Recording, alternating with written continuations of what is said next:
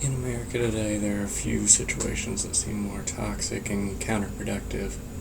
The relationship between Congress and President Obama is defined by not only partisan politics, but by personal dislike for the president from members of Congress. This is something that affects every single American citizen and could continue to get worse if it doesn't begin to change for the better. According to Chris Cissna of the Washington Post, the 112th Congress is actually the least productive Congress of all time in terms of the number of bills that they have passed while in session. The relationship between Congress and President Obama can be broken down into multiple parts. First, by the Congress' lack of production in general. Secondly, by the reasons that Congress is being so unproductive. And third and last, by President Obama's reaction to what Congress is doing. The first thing to talk about is Congress's lack of action in passing bills. Congress has been very hesitant to pass any legislation at all. The numbers tell us all of this. My first visual aid here might be kind of hard to see, but 561 bills passed by the 112th Congress, 15 times more, or 15 more times there were 1,000 or more bills passed by Congress. There was only 561 bills passed in this time. Filibusters are also at an all-time high. And filibusters are being used on stupid things like presidential appointments that always go by without notice.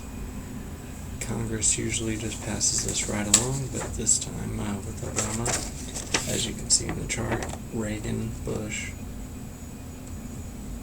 Clinton, Bush, and Obama having 81 filibusters for presidential appointments. Well, and he's still got 3 years left in his term. So that is something that Congress is doing, and they do have reasons for doing this.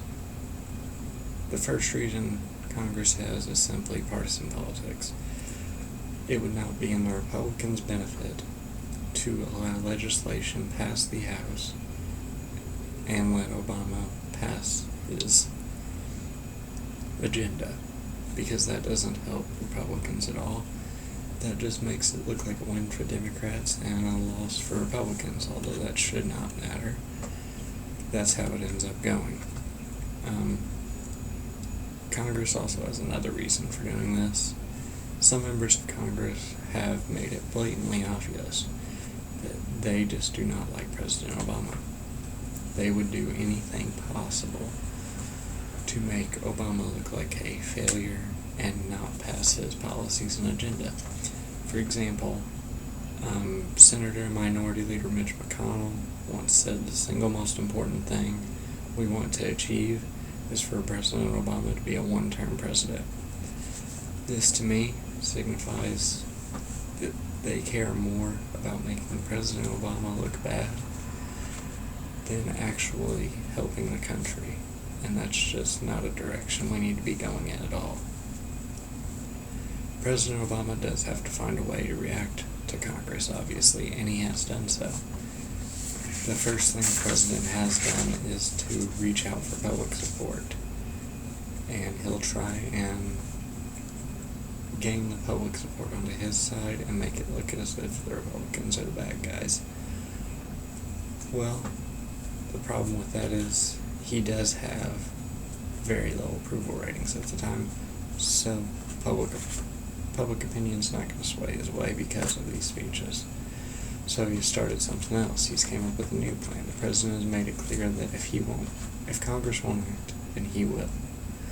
So he has started to come up with executive orders to get things done without the approval of Congress.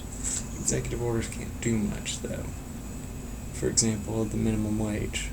He made an executive order to raise the minimum wage for government employees and contractors of the government to $10.10 an hour. He would need Congress to act to raise the minimum wage for everybody across the country.